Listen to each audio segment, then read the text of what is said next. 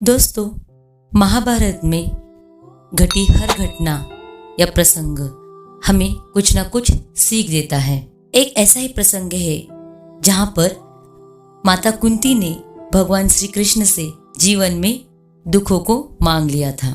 महाभारत कौरव और पांडवों का युद्ध खत्म हो चुका था। पूरा कौरव वंश का नाश हो गया था।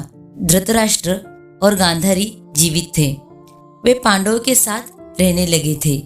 युधिष्ठिर राजा बन गए थे। जब पांडवों के परिवार में सब कुछ ठीक हो गया तो श्री कृष्ण ने द्वारका लौटने का फैसला कर लिया।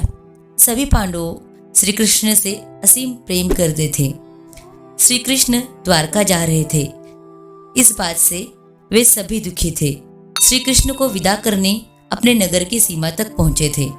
श्री कृष्ण भी पांडवों से बहुत प्रेम करते थे।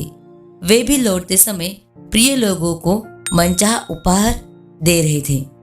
भगवान एक एक करके सभी से मिल रहे थे, उपहार देकर विदा ले रहे थे।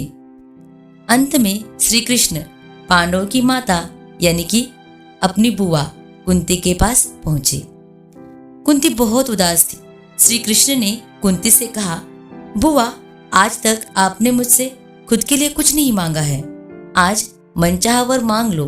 अब यह सुनकर कुंती की आंखों में आंसू आ गए। कुंती ने रोते हुए कहा, प्रिय कृष्ण, तुम्हें मुझे कुछ देना ही है तो दुख दे दो। यह बात सुनकर श्री कृष्ण अचंभित हो गए और उन्होंने उनसे पूछा कि आप दुख ही क्यों मांग रहे हो। कुंती ने कहा कि हमारे जीवन में जब जब दुख आया है हम तुम्हारा स्मरण करते हैं। हमारे दुख के समय में तुम हमेशा साथ रहते हो। आज ठीक हो गया है तो तुम जा रहे हो। मेरे जीवन में दुख रहेंगे तो तुम्हारा ध्यान करती रहूंगी। सुख के समय ये संभव नहीं हो सकता है, इसलिए मुझे दुख ही चाहिए। तो इस छोटे प्रसंग से हमें यह सीख मिलती है कि हमारे जीवन में दुखों का भी महत्व है।